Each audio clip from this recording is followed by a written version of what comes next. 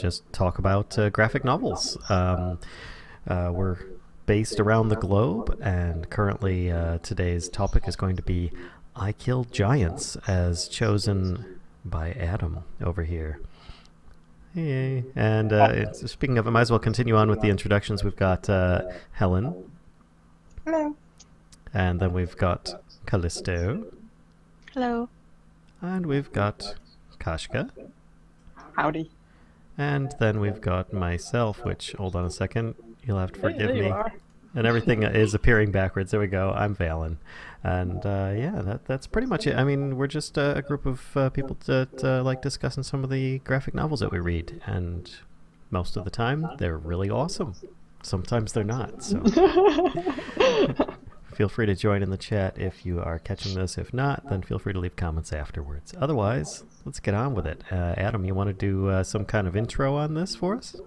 Yeah, sure. I'll admit that I didn't know much about either of the two, the author or the artist. I just saw this in a bookshop and really liked the cover and picked it up and was blown away by it. But it's called I Killed Giants. It's written by Joe Kelly, who has worked on just about everything. I was going to read the list and it's too big. Everything Marvel and DC you could think of. So Spider-Man, Deadpool, Daredevil, Justice League. He's written for everything. And then the artist is a Spanish-Japanese gentleman, J.M. Ken Nakamura, Niimura. He's got an enormous name. That's, I think, why they get the J. But I actually hadn't heard of him before, but I really liked his art style. He's done a lot of manga and like fanzine stuff, so he's kind of been all over the place, not necessarily in mainstream comics. And I think in the interview in the back of this, it says this is my first big graphic novel sort of foray. So I thought that was really impressive. I just walked by this in a bookshop, and the cover really grabbed me, and I did the flip test and went, yeah, you're coming home with me. And it really blew me away because it was so much deeper than that initial flip. Cool. I think Kashcah might have a similar story. I do? About how you got that. Oh, well, no, actually, we were in a store in Ann Arbor, Michigan called Vault of Midnight with those two people from Chicago sitting right there. And they were like, especially Adam, were like, you guys should get this. And I picked it up, and yeah, it was, I really liked the art style as well. It was, I like it when black and white, art is done really well. So that was quite cool. So yeah, there you go. Did not regret the purchase. And we got like this freaking bludgeoning weapon. But I don't regret it at all. Cool stuff in the back. Cool. Yes, and that's where I got some of my. I think at the same time as when I bought another Guess as well. That was the Seven Rings. Oh yeah. Was it? World of the Seven Rings, one of my favorites. Not everybody else's, but one of mine. The story of this. Anybody got any questions that they want to start with? Otherwise, I'll just throw something out. Yeah, go for it. Yeah, all right. All right, so the story on this basically seems to be a girl who is dealing with the loss or the coming loss of her mother, who is dying. Spoilers. Yes, well, I mean, there have been spoilers on posted in the description and the title and everything that I could possibly put that there's spoilers. How do you discuss a graphic novel without actually reading it? So, the whole idea though was very interesting to me, that it was kind of like this thing that just wasn't approached. But what really threw me, I mean, I just had to say that as far as the plot line, just so it's out there at least for those that might be watching. But I mean, the thing that really threw me on this book were the ears. Yes.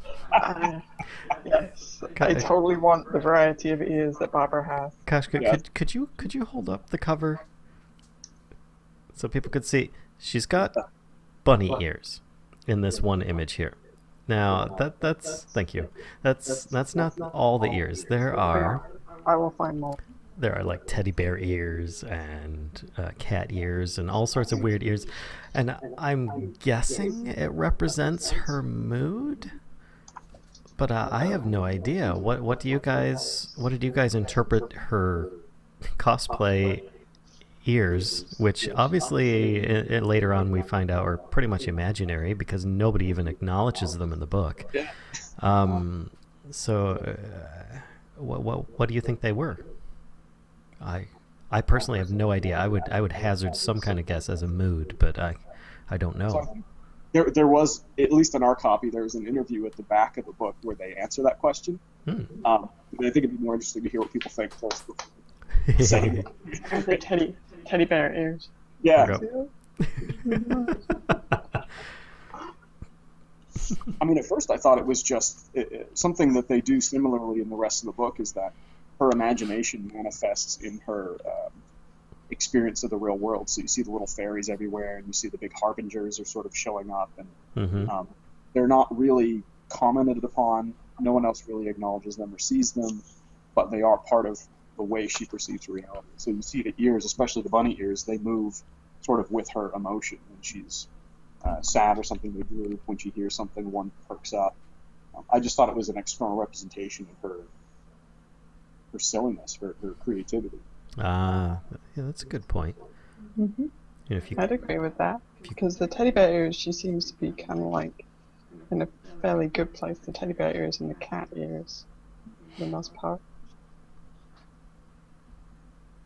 I could see that. You know, like the cosplay ears are pretty just kind of cool in general sense. So why not imagine that they're there all the time? I imagine that I'm wearing ears right now. What kind Actually, of? I really want to do this going forward. I just found my ears for the day will be I'm going to take a leaf out of Barbara's book. Horns. Toe. All right. There was my first foray into this. Who's got something else? So do you want me to answer what the interview in the back kind of explains a little bit about the ears? Well, hold on. I want to know what Callisto. What did you think the ears represented? Sadly, I didn't even notice that she changed her ears. What? I'm looking at it now and I'm like, oh yeah. I mean, I noticed the bunny ears, but I didn't like the teddy bear ears. I just thought she had like wound her hair up into like little knots. All right. Well, what did you think about the bunny ears then? You know, without even realizing that before. Did you just think she was wearing them? It just reminded me of the girl from Bob's Burgers, so I just assumed that they were like a hat of some sort. Gotcha. Observant. Yeah, really observant. No, that's all right. That's cool. All right, so why don't you go ahead and reveal the secret? So I got to say that my reaction when I first read it was the same. I was thinking Bob's Burgers, it's just a hat she wears, and I didn't notice the other ones at all. On the second read through, I went, oh, this is actually more significant. In the interview, it was actually Joe. Yeah, Joe had mentioned he designed the character originally as a older version of his daughter who's got crazy, awesome red hair everywhere. Super curly. And he liked that was an outward representation of the character's creativity and free spirit. But as they were thinking about how that would look in black and white, it just looked like she would have noodles on her head. And you kind of lose something in that. Yeah. Ken, when he took Joe's ideas and started putting them to paper and doing concept art, since they were already agreeing on going with a slightly more manga style, and that was Ken's wheelhouse, he just started drawing animal ears on her that sort of animated and moved a little bit subtly with her emotions. And they went, yeah, okay, that's what we're doing. So it started as red hair and it turned into bunny ears. Okay. I like the bunny ears better. Nothing against people with red hair because it's gorgeous, but I really like the kind of representation of, or an additional representation of how she's doing. Yeah. Okay. And it just adds like weirdness, which I love about her. She's got like so much weirdness going on, and I really, love that it just kind of piles on that. What did you guys think of her glasses?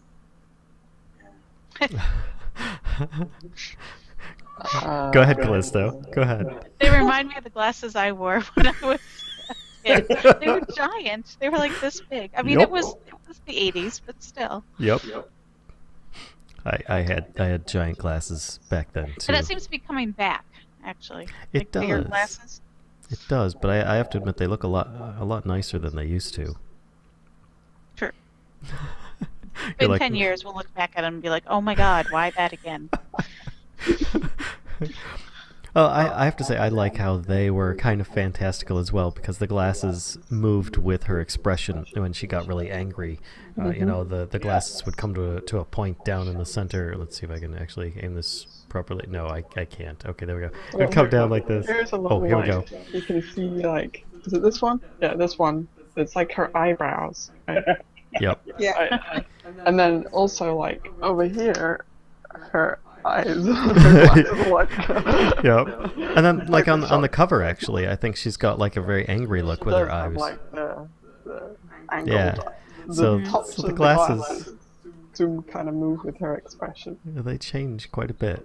But Well, sometimes her actual irises go away, and it's just Yeah. working.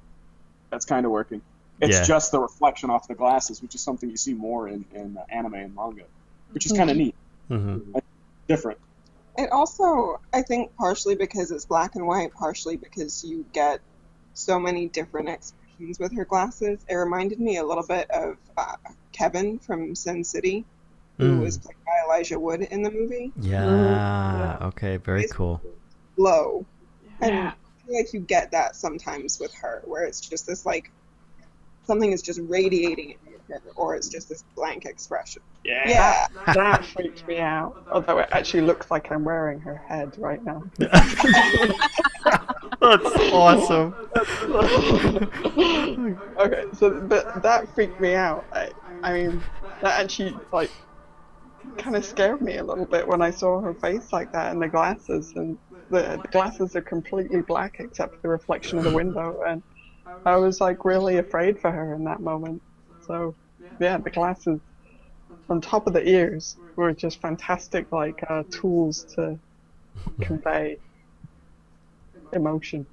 I just thought they made her so expressive with things that are not necessarily expressive items, either with the headbands or the hats or the glasses. Like they incorporated it so well into her personality and making her kind of kooky, a little Luna Lovegoody, and Oh yeah, she does remind me of Luna. You're right. Mm-hmm. because she just doesn't give a flying whatever about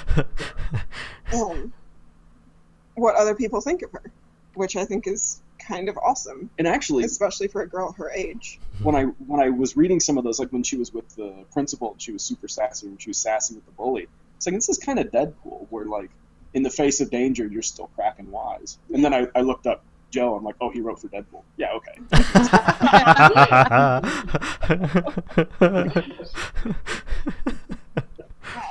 Actually, Yeah. so Oh. I mean, Don't touch This the one. cable.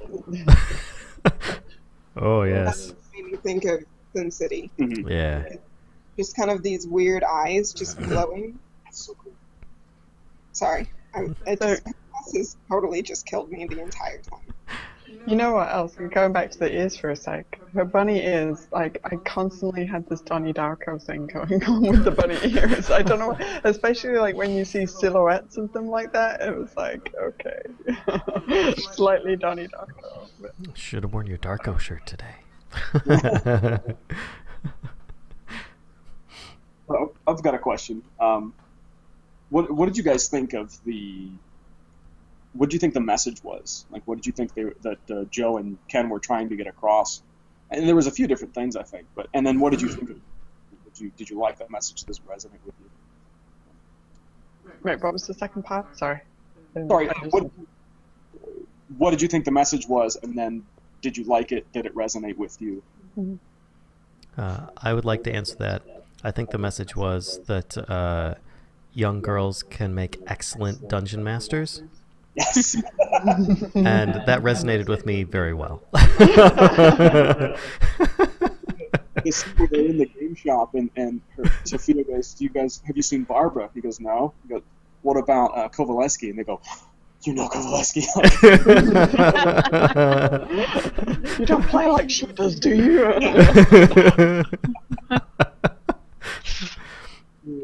I think it's probably one of my favorite scenes, to be honest. Yeah. Just because most of it you're seeing her in school and kind of being bullied and picked on and dealing with stuff at home, and then it's like when you go to the comic book shop and you see how the guys are reacting just to hearing her name, like you see her in her element and you see her being this like strong creative force, which I thought was really cool. Yeah. Yep. So I agree with that to some extent, but I don't know if I think that she was. I don't think she was being her true self though, because she had like a shit ton of anger going on there, and it was. So I feel like I don't know. I feel like we saw that angry Barbara, not necessarily the kind of true, at peace Barbara. Yeah. It's not for a while. We eventually did. Yeah. I can't. Okay, so as a character, though, I like the angry Barbara much better. Sorry, Babs. Well, often a flawed hero is much more interesting than a perfect one. Absolutely. Again, Deadpool, right? Like, Joe really knows how to write the flawed hero. That implies that Deadpool is actually a hero. So to actually comment on that question properly, rather than just derail any kind of sensible topic, I kind of was a bit lost for a while. I didn't follow the story, the underlying story as much. I was like, when's this giant gonna get here? Because it's being foreshadowed from page 1, every page, that there's this giant coming, and that she's gonna need to use the hammer Kovaleski and kill the giant, and it wasn't happening. And then this dark, weird, skulking thing came along that I was associating with her mother somehow, but I was like lost for a bit there, and then it all came together at the end and filled in all the blanks that I had suspicions on and wasn't sure of. Well, I should say for the most part, not all of it. But now having completed it, I'd have to say the story was pretty interesting. Her making peace with the fact that her mother was dying and trying to spend time with her while she could, rather than reject the fact that her mother was dying. Yeah. At least that's what I got out of it. And she was rejecting it the whole time and acting out at school and everything, more so than she might normally. I imagine that she was still a bit of a firecracker regardless. But it didn't really... I really enjoyed it, and I found myself loving her character, but I can't say that I could relate to it, because I was a rule follower when I was younger. I didn't... I got detention maybe once, and that was about it. I was a goody two-shoes, so I had nothing to associate that with. But her geekiness I could resonate with. The fact that she was, like she liked comics and fairies and fantasy and D&D and role playing, and that was awesome. The fact that she was very mature for how she talked to people. It was like not necessarily mature, but she represented a maturity greater than her age would belie. So I don't know. I found certain aspects of her that I really enjoyed, even though I myself didn't share all of them. And I think the story itself had some really deep meanings to it, and it was really, really sad and touching. But it was,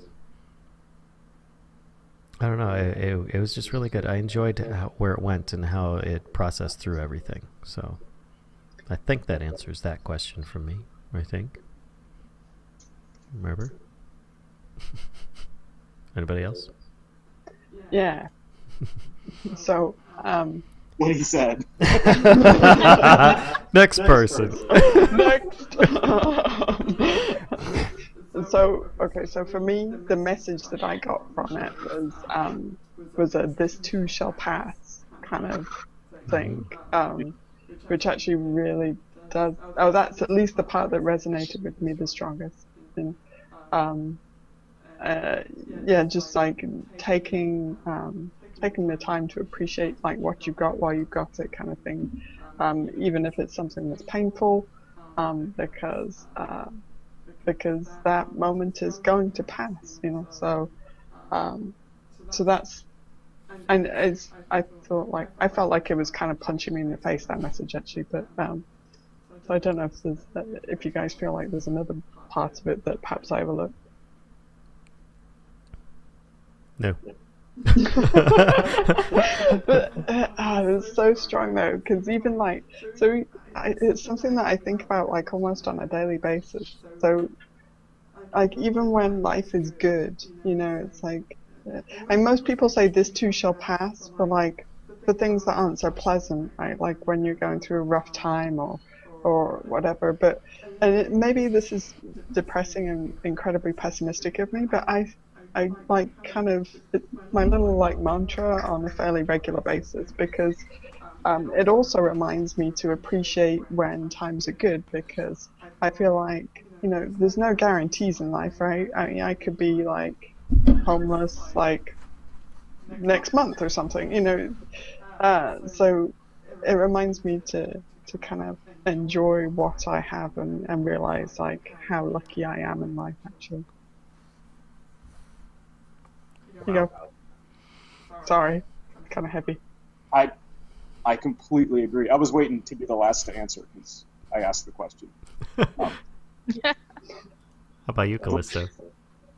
Yeah, actually, I was really confused throughout most of the book until the very end when it all came together, and I was like, oh, that's what this was about.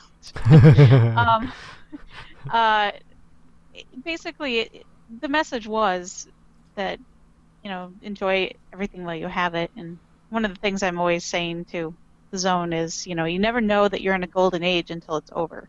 And then you're like, oh, yeah. And then when it's gone, you're like, oh, that was the greatest time ever. But it really kind of, it made sense once I got to the end, but you're right, it did kind of hit you over the head with a hammer. Kovaleski. More in Titan, actually. Yeah. Making puns. I don't like puns. That was a really good one, though. It was really appropriate. Accidental puns are actually better. Yeah. Oh, my eyes are already rolling in my head. But I don't even remember what the second part of the question was. But did I answer it? Did it resonate with you? Yeah. Oh, yeah. Yeah, it did. To the very end. Like I said, throughout the whole thing, though, I was really confused. Although I did really enjoy her snarkiness. I loved snarkiness. It was so good. The only part that I had a problem with was when she kind of she went a little too far with, the physical violence or the with slapping the teacher, or the gym teacher was a little for me. I was like, oh my! I think I even said, oh my god, when I read it. But yeah, yep, that's all I got. Okay. Helen? I thought the message was good. I enjoyed the book in general. As Adam knows, I'm not a big fan of things that make me cry. Just generally avoid them. Like, I will never see a movie where an animal dies if I know it's going to happen. Never going to watch Old Yeller. Yeah. Hot tip. Where the red fern grows. Obviously, it's okay every once in a while, and it's something that Adam and I have actually had long discussions about, because accepting things like this, like Barbara does in the book, is part of life and dealing with it. So for me, it was a good message. It was a little strong, but I also thought there were other messages in there, possibly, like the bullying really resonated with me. It was. I'm not very articulate today. I apologize. Just like the way she was so quirky and so imaginative. For me, the secondary message was just as strong, if not stronger, which was also kind of just being herself and standing up to the bullies and enjoying what she enjoyed, whether it was protecting her house via traps for titans and giants, or sewing a purse for a hammer that made people cry when it spoke. I think that was the line. The world weeps. Yeah, it's my favorite one. Just dealing with the group of bullies and dealing with the friend who kind of betrays her in a way, and still maintaining kind of her personal integrity and who she is, was just as important to me as this too shall pass. Accepting the hardships in life along with the good stuff. So I guess for me, it had a couple different messages. It's actually a really good one. Yeah, I totally agree with you. I think the secondary kind of, or maybe dual message was that, to be true to yourself kind of thing, because she does just kind of, I was quite envious that she seems to have no fear about who she is, and representing that completely honestly, in all her interactions with people, whether it be slapping her counselor or the back talk to the principal. By the way, the principal's hair cracked me up. But yeah, that is a really good secondary message. That isn't quite as punch in the face as the other one. As the teacher was, punch in the face. So even though she's totally rebellious, right, and some of the stuff she does is absolutely horrible, the whole time I'm going, yeah, you deserve that, Mm-hmm. Yeah, principal. I was totally on Barbara's side the whole time. Yeah, I have to say that the slap surprised me, but I think it surprised her just as much. She just reacted, and then was I think she was even scared of her own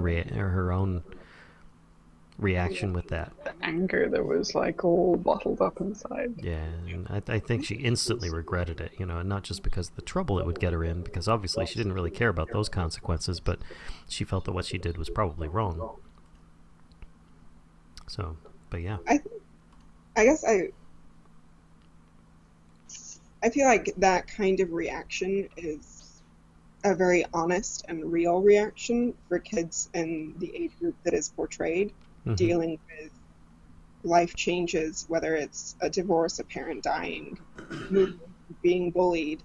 It's not knowing how to appropriately express your emotions can lead to kids expressing them via anger, and sometimes that anger is turned into violence, which can get kids in trouble. But I think that also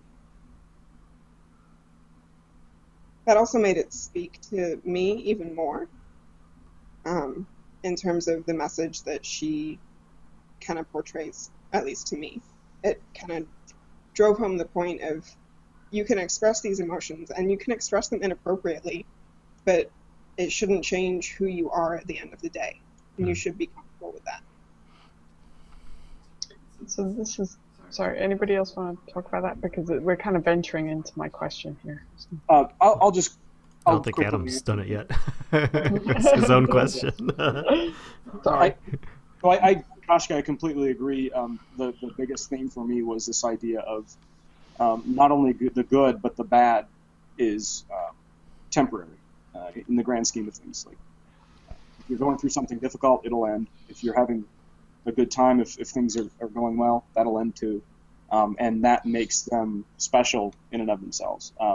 I was really surprised. I was trying to find the page. There's one page where the Titan says a few lines. He says, denying the impermanence of life denies life, and fearing death, fears life. Yeah. And to me, that this is kind of geeky, but when I first started reading about Buddhism, I learned that the fundamental core tenet of Buddhism is that message: is there are things that you can't change, that are impermanent, nothing you can do about it. And once you learn to stop fighting that, you stop suffering. That's the big summary of all of Buddhism, from what I've understood. And I was really surprised that the Titan shows up and it's just like, oh, by the way, Buddhism. It's like I'm Buddhist. It's not unique to Buddhism at all. It was just the way in which I kind of came across it. Be at peace. Be at peace. I'm really big. But that really resonated with me, not because I've had to go through the experiences that Barbara has had to go through, thank God, but that message to me really struck home of it's the impermanence of things that actually make them special, and you can enjoy them for that impermanence. And so the ending of something, whether it be somebody's life or some experience, is the culmination of their story, not being cut short. Yeah, okay, thank you. So all things that live die. This is why you must find joy in the living while the time is yours and not fear the end. To deny this is to deny life. That was huge to me. And it was very heavy-handed. It was going through, this is the theme, this is the theme. And I thought there was a slightly secondary theme, which is something else that I learned about through Buddhism. But there's this thing called the fundamental attribution error, where if you see somebody acting angry or maybe driving aggressively, usually our first response is, well, that person is a jerk. But if you yourself is doing that, you've got a good reason. Look, I've had a rough day. I'm in a hurry. I'm not a bad person. And I think this book, when you see a lot of the things that she was doing, like slapping her psychologist, making fun of her gym teacher, she was kind of out of bounds in a lot of places. But you totally understand it because you know what's going on inside her head and what she's had to deal with. And that's not something we usually think about with other people. And it made me think about the bully Taylor. Man, what is her deal? What is going on with her that she's got to be this vindictive? Like she's going through some stuff too. And I thought that was a neat theme as well. You really never know what other people are going through. And sometimes their actions are not justified, but maybe understandable. Okay. All right. Done. No, it's really good. Okay. So I was going to ask something that Helen started talking about. I mean, Barbara has like many kind of elements and facets to her, right? Which of those could you relate with most, or which appealed to you most? I think for me it was the sassiness under pressure. I don't know that I am that way, but I admire that a great deal, and something that I want to try to cultivate in myself. But You've got enough sass. You don't need This implies that somebody there is putting you under pressure, Adam. I admire that about her, that she's going through some pretty serious stuff, and she's got this thing. To me, it's almost like in the back of her head, she's going, "I fight giants. None of this matters." Like when she's in trouble with the principal, most kids that age would be like, "Oh my God, I'm in trouble." She's going, "This is nothing. I've been through worse." In fact, the kid sitting next to her is going, "Oh my God." Yep, pretty much. She even sets it up further, doesn't she? Yeah. Her ability to put things in context, even though she's putting it into a fake context of, I slay giant dragons, giants. I think that's a cool skill to be able to do, is to put it in perspective and go, is this really the end of the world? Am I really dying? No, probably not. The everyday stuff can feel so big, and it's often not. So I've lost track of the question after hearing his answer. Would you mind repeating that for me? So my question was, what part of Barbara do you most relate to or appeals to you most? What part of her do I relate to, or does she? If you don't relate to any of it, what part appeals to you? Ah, gotcha. Did you want to go, Callisto? Sure, I think I've already mentioned it. Was her snarkiness. I wouldn't say that I disrespect authority. I just question it a lot, and just because you're an authority figure, I never thought I had to listen to you if I didn't agree with what you were saying. So I was kind of like that, but I wasn't as I couldn't come back with things like she did. I didn't have that snarkiness. It was more of a silent disobey. Right. So I wish I could have thought of things to say. Maybe not the really mean ones, but yeah. But yeah, I think she has a bigger vocabulary than I do at my age.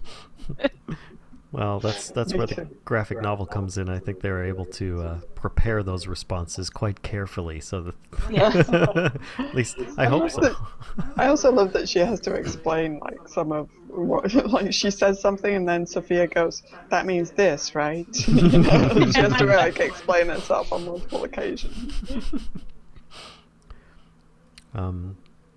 So I have to say, like I said before, going along with Callisto a little bit, I didn't really relate with her troublemaking tendencies as much, but I easily related with her geekiness, as I kind of have that in spades. At least I think I do. But yeah, so I mean, I really liked, I admired her snarkiness as well. Yes, some of it was inappropriate, but I mean, I agree. The ability to have the perfect comeback like that all the time was, it was just so easy for her to shut anybody down. It's like, nope, go ahead. You can't hurt me. I killed giants. That's right. You have no power over me. But I was able to relate to her on a very nerdy level, and that appealed to me quite a bit. And I have to say, like, the whole idea of just her having the cosplay ears from the beginning and those never being described in the novel, I thought that was awesome. Yeah. Sometimes they just don't explain stuff and leave it. It's good, and it's entertaining nonetheless. Anybody else have any observations or questions that they wanted to ask about this one? What did you guys think of the Titan? He was big. I'm gonna say he was. Yeah, I'm a smart aleck too, so I guess I related with her on that level as well. The Titan, he kind of met my expectations. He was being built up quite a bit, and he met what I was expecting. I was actually hoping that she would converse with him, and it wouldn't just be a physical battle like she was expecting it to be.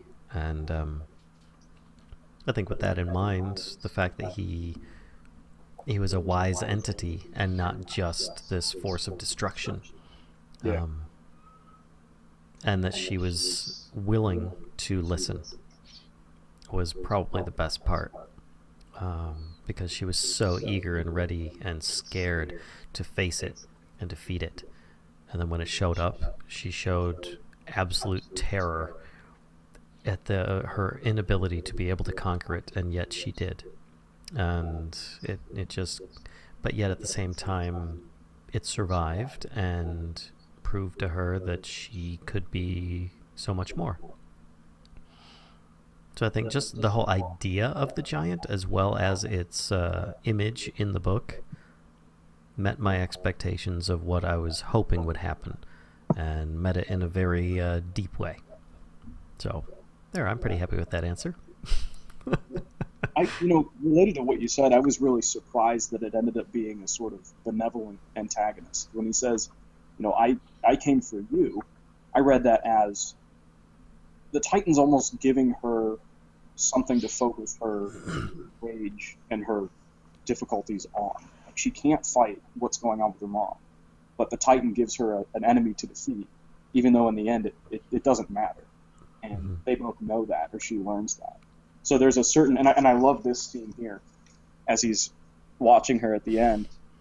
There's a nobility to the way he's drawn, that he's a monster, but at the same time he's benevolent. He is a monster for a reason, and she needed something to direct her violence at. That really took me off guard. I didn't see that coming. So, I don't know about you guys, but I always love to see the sketches in the back of graphic novels, and the different imaginings for either like alternate covers or the different characters, and I loved the Titan's art. I thought he was incredibly well drawn, and seeing the different versions they went through was really interesting.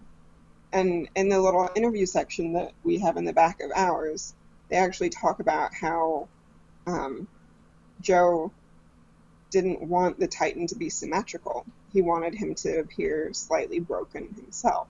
And that's like why he has one of the horns broken and one of his arms is a little bit bigger than the other one. And I thought that was really, really interesting. And when you look at the different sketches, you can see that broken theme kind of flowing through all the different sketches that they tried. But I think the one that they landed on was, I think, benevolent and noble, especially in the end, is a great way to describe him. But I loved the brokenness and the off-centeredness of him. I did really like the art of him as well, and now you talk about like how not symmetrical he is. I can totally see that. The part that distracted me about the Titan was his pecs. Let's just because what is going on? His man Just boobs. What is going on there? It was like, is that they look like mouths, right? Wait, what? Bring it back. I didn't even... Right here. Oh, that's weird. I thought that those were like battle scars, and she burned some of the fur off of him. Yeah, me too. Well, but they're there before she fights him, I thought. Yep. Hang on. There you go. Back it up. I guess, well, maybe I just didn't connect. I was just like, he's got them going on there as well. Oh. I honestly didn't look that closely at its nipples, I'll be honest. I'm obsessed with Titan nipples. I see. But that distracted me, so that was the only kind of weird bit about it. It looked like he had like additional mouths on his body. Maybe he When did. he first rises out of the water, he doesn't have the weird nipples. Really? You can see, I'm not sure if I'm getting that. He's very just well, fuzzy. but he's just kind of, well, it's not even fuzzy, like it's almost like he's got tree bark on him or something. Maybe he does. Maybe he does. So, But yeah, I mean, that's totally fair enough if those are kind of like wounds she inflicted on him. I just didn't connect, like, that was, but it was just a distraction about him. But I did really I love the texture that they used for him, and the fact that he, his features were minimal, especially to start with, and just as he goes along, you kind of see more progression there, as she smacks him.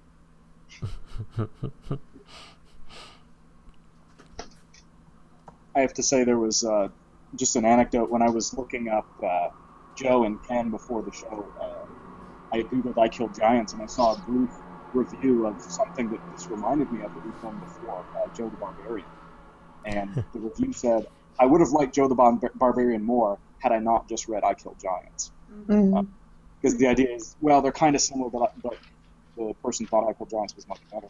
I didn't think they were antagonistic. I thought one made me want to read the other a little bit. Did anyone else did that remind anybody else of that moment?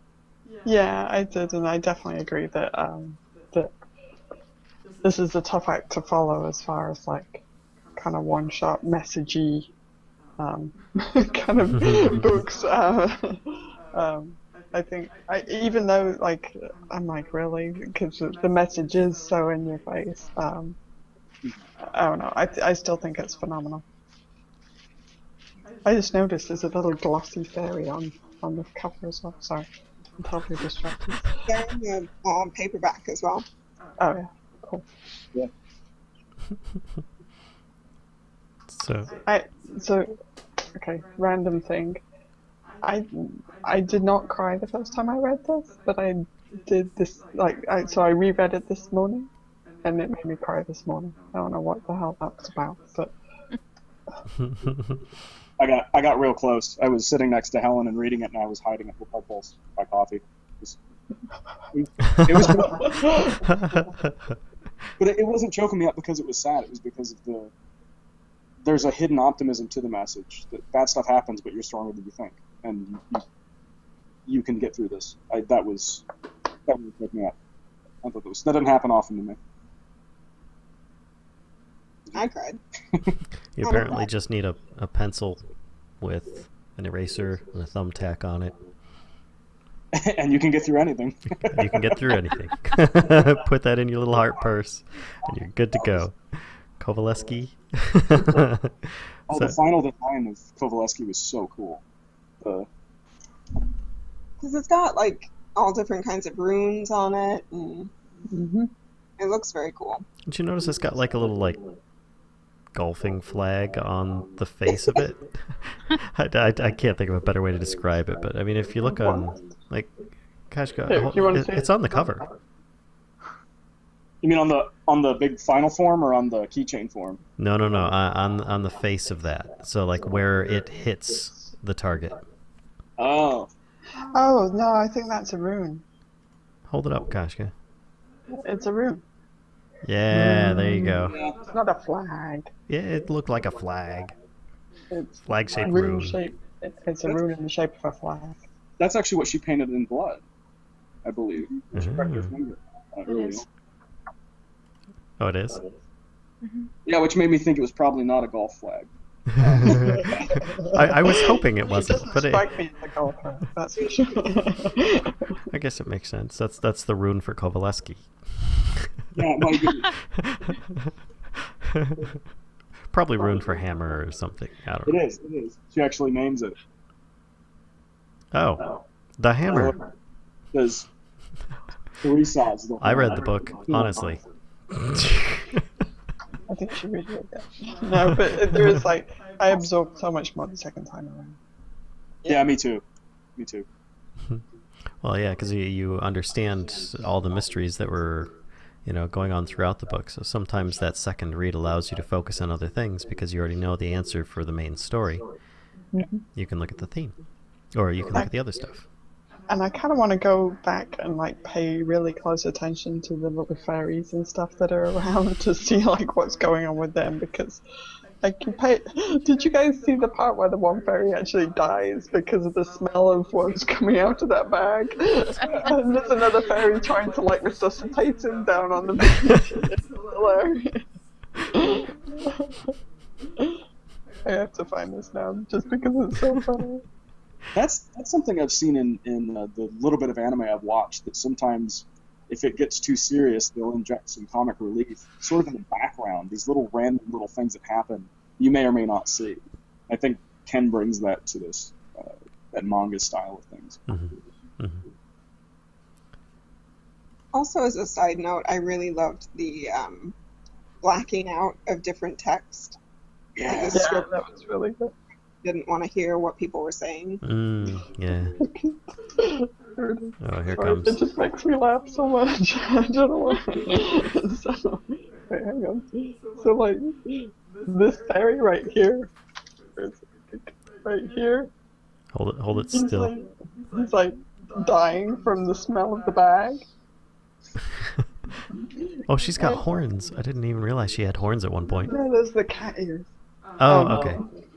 But then, like, right here, he's like trying to resuscitate him.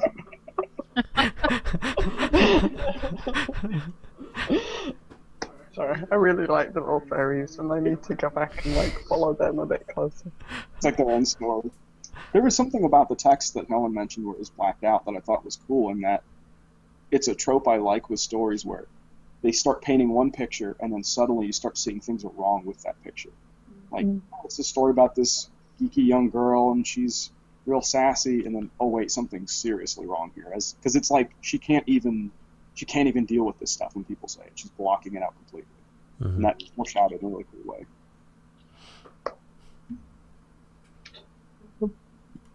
So, is there something that you didn't like about the novel? There's not more of it. I think the heavy-handedness of the theme, and it resonated very strongly with me, but it was a bit off-putting. Of like, yes, I get it. Yes, giant thing telling me the theme of the book. Well, okay, but I think that's fine. How about you, Kashcah? Something I didn't like about it. I felt like maybe. Oh, I would actually. I wouldn't say there's anything I disliked about it, but I would love to have seen like maybe a little bit more of her. Like, she has so much lore behind, the giant. I would love to have seen like little bits of details, maybe a little bit more here and there, like. Because I love like when she's explaining the giants to Sophia, and she's going, there are swamp giants that do this, and there are frost giants that do that. Like a little, and this is really the geeky side of me, but I would love to have seen like some more of that. Like, I want to know what else the swamp giants do. Just need to play a little D&D and you will. How about you, Callisto? Anything stick out to you? Well, I only read it through once, which I'm beginning to feel was a mistake. Oh. Judging on everyone else's ideas or what they've said, about their second time through. I only read it once. I was really confused during a lot of it as to what was going on. I mean, I got that it was her imagination, that this was not real. And it made me feel, it reminded me a little bit of like Silver Linings Playbook, in that for me, when I watch things or read things where things are kind of a little crazy, you're not quite sure why things, and there's a lot of anger, and I get very uncomfortable. I can't deal with that very well. So I was a little happy to get towards the end when it all kind of came around, and then it was all, I guess, it wasn't normal, but it was a little more clear. And there were some panels that were really hard for me to figure out what was going on in them. I was just like, what is this? Yeah, I agree. The first time I read through it, I was a little lost, but for me, and I'm like you, if something's a little confusing, it can be very off-putting, I think. Am I just stupid missing something? If there's enough whimsy and the fantastical in it, then it carries me through. Like the little fairies and the hallucinations. I'm like, yeah, okay, this is just crazy. I trust that it'll go somewhere I'll eventually understand. But it's rough to start out. It really is. Mm-hmm. Well, I have to say that what probably bugged me the most is not really in the book, it's the book itself. So you see how much here is, like, there's a very thick part and there's a thin part. The thick part is the story. The thin part is all the extras after this, which, while extremely cool, I was not expecting that when I was reading this book. I was expecting this to go in its entirety for the whole story. So when I got to the end, at about 2/3 of the way through the book, I was actually a bit let down. Because I was like, wait, what? The rest of this is all just like behind the scenes and sketches and little anecdotes and things about the making of the book? I wasn't expecting that. I was expecting a lot more of the novel. So I guess I was caught off guard completely by that. I did not know that it was going to have that information at the back of it, and a large portion of the story I felt denied, even though it was it was a really thick read as it was. I mean, you saw how thick that thing was. But I don't know. It just kind of, I was surprised. I was like, what? Hey, it's just a that's not what I expected. So, so if you get the big Titan edition, now you know. That happens a lot to me with volumes of comics, because there's always this sadness for me where I'll finish the story and I don't realize it's done, and I start flipping through all the alternate covers and stuff, and I'm like, oh, this isn't a story. Yep. And I still like it, but I'm kind of pouty because I thought there was more book. Mm. That's exactly what happened. Not as bad as what you're showing, but. Very pouty.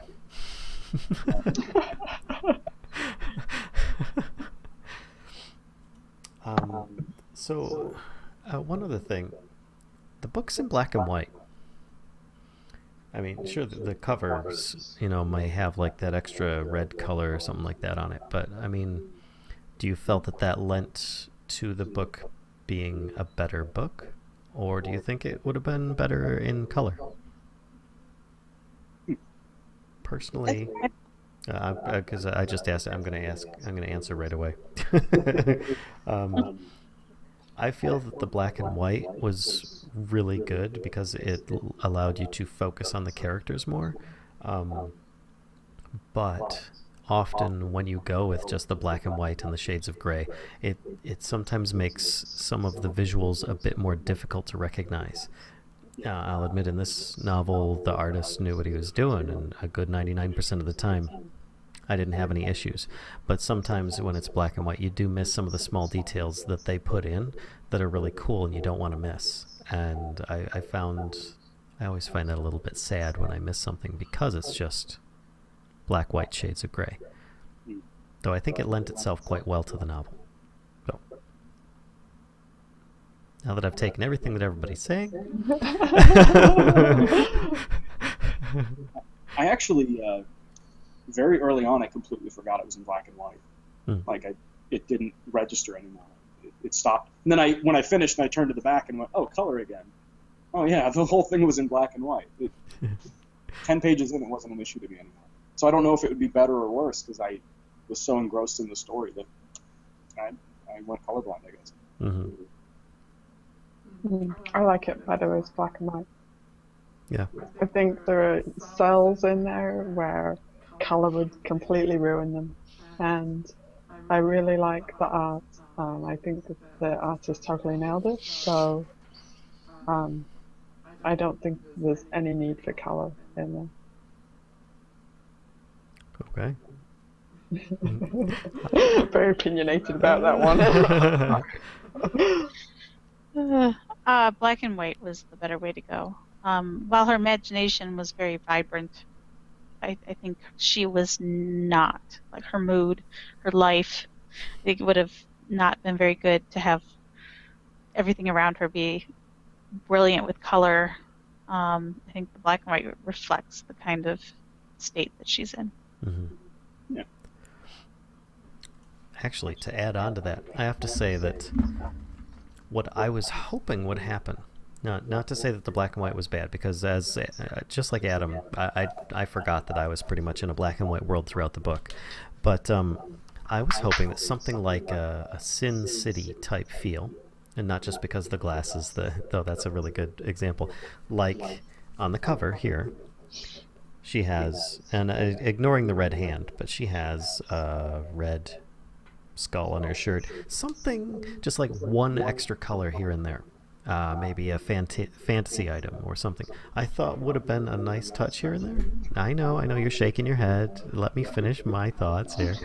But I thought that might have been a little more interesting at times. It might have actually given too much away, though, if they'd have done that on like just the fantasy items, like her ears or something, or who knows what. But I don't know, maybe on one page, somewhere in there.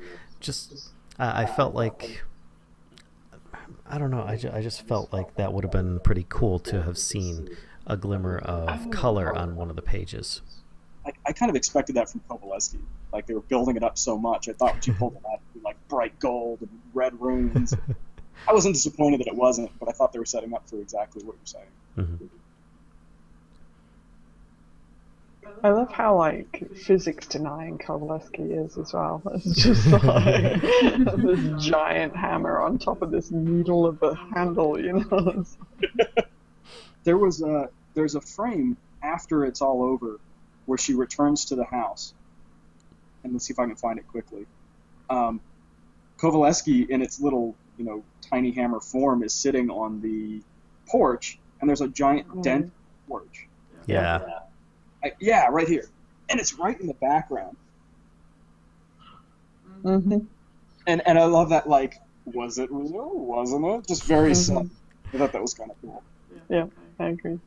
I noticed that as well, and it stays there in future panels. So Oh yeah.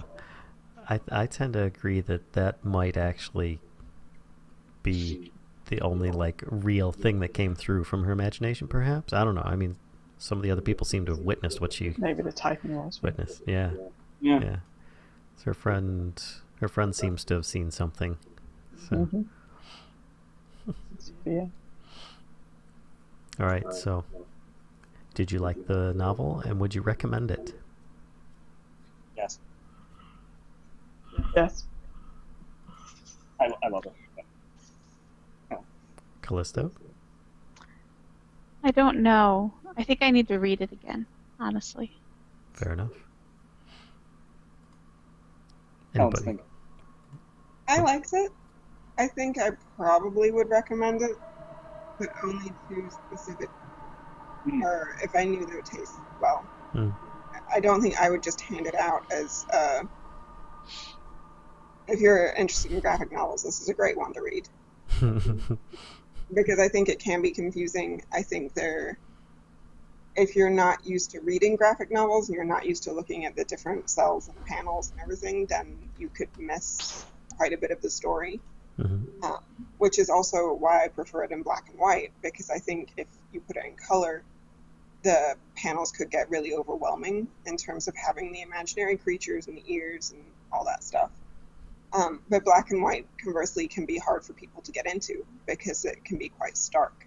Mm. So I think, for me, it's a yes, I do like it, but I would be more careful about who I recommend it to, because I wouldn't want to turn somebody off from reading graphic novels by my recommendation. Very Yeah, well I don't put. think. I mean, it's like it is pretty message heavy as well. So I think if I knew the person was like just into light-hearted kind of reads, then I wouldn't recommend it. But otherwise, yeah, hardly recommend it. Yeah, I would recommend it in a general sense, but yeah, I think Helen is absolutely correct that I wouldn't recommend it to just anybody willy-nilly. You have to be prepared for that it's a serious fantasy graphic novel that has some very emotional ties in it before you would be able to recommend it. I mean, heck, Adam recommended it to you, didn't he? And I think he recognized that you would enjoy that, and I am pretty sure that you did. so that was good. That was good. So did anybody have anything else that they wanted to discuss about the novel? I'll take that as a maybe. I don't think so. All right. Then I think I might bring things to a close here. So next time, you'll have to forgive me if stuff shows up reverse on my screen. It's some kind of issue I'm having with Google Hangouts. But next time that we get together, the plan is to go over... Yeah, there it is, reversed. There. Deadly Class. Who was it that picked this one? That's me. Ah, that would be Helen. So next time we have our Tomes and Tales discussion, we'll be putting that up on here. Of course, there will, as always, be spoilers, because there always is. How else are you supposed to discuss a novel without having read it? But anyway, I guess that's about it. We'll see you guys soon. Thanks for coming by, and we'll see you. Bye.